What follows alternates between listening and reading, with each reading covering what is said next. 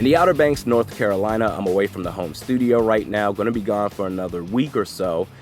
And I wanted to use this video as a way to not only put out content, but also to do a sound check just to make sure everything's on the up and up. Vikings training camp. Today, the rookies report, which is great. And before the rest of the 90-man roster reports for the full training camp, there's a couple of Vikings-related topics to talk about. First off, what do we got here? Patrick Peterson declares this year's Vikings defense will be much better compared to last year. Well, all right, you can go nowhere else but up. Technically, you could go down. You had the 30th ranked defense last year, 2021, so you could finish 31st or 32nd. So you could technically get worse. We don't want to see that. But realistically speaking, you have nowhere to go but up. Here's my expectations for Ed Donatell and this defense. Don't be a Swiss cheese defense, okay? Don't be towards the bottom of the league against the run and the pass. And much like the offensive line, you remember going back to the days of 2016, 2015, the Matt Khalil days. Yo, can you just be an average offensive line? That's what I'm asking from this defense. Just be an average defense, and I'll pop the champagne and celebrate from there, because as long as this offense is living up to its potential, whatever you can get from the defense is a bonus. The better they are, the better this team has a chance of winning and making a playoff run, which I think they will. Next topic.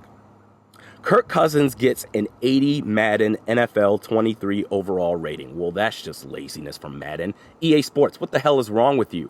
Kirk Cousins, 80? That is so fucking lazy. Kirk Cousins is a top 10 quarterback. And by the way, speaking of which, I saw ESPN, they posted a day or two ago their top 10 quarterbacks overall in order. Tom Brady, Aaron Rodgers, Patrick Mahomes, Josh Allen, Joe Burrow, Dak Prescott, okay, Justin Herbert, Russell Wilson, Lamar Jackson, Matthew Stafford. We can stop it right there. Take Dak Prescott out, and even if you want to move the remaining four up, so Kirk Cousins goes to 10, so all of a sudden Herbert 6, Russell Wilson, he's 7, Lamar Jackson, he's 8, Stafford, he's 9, and Kirk Cousins is 10, I'm good with that. Dak Prescott has 2 seasons in his career throwing over 4,000 yards. Kirk Cousins, last time I checked, he's done it 4 or 5 times. Get the hell out of here. And if we're talking about wins or losses as a quarterback stat, which I think is ridiculous, football is the ultimate team sport. Well, last time I checked, the Cowboys under Prescott, they never made a deep playoff run. The most they've won in the playoffs, in a singular playoffs, is 1 game. So you never made a deep playoff run. The stats, even in the shorter career of Prescott compared to the last, Prescott, he's been in the league, 6 years? So even if we go the last 6 years of Kirk Cousins is a much better quarterback than Dak Prescott.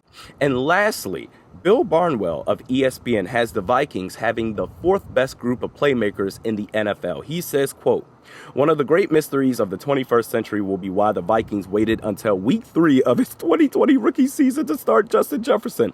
Since entering the lineup that week, Jefferson leads all NFL players with 29.46 receiving yards. The only wideouts to average more yards per target over that stretch are Devontae Adams and Deebo Samuel.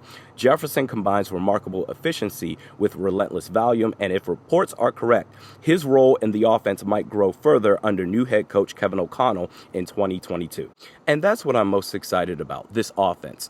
Don't get me wrong, I'm excited about the team overall for the 2022 season, but this offense, the power of this team for years now has been built on offense. It's just this is the first year we're going to finally see it reach its peak.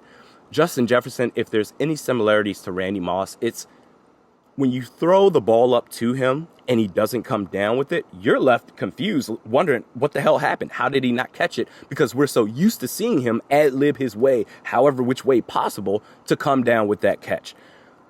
I can't tell you, bro. Right now, this week, we're going to start training camp, which means we're getting closer to the preseason, which means we're getting closer to the regular season.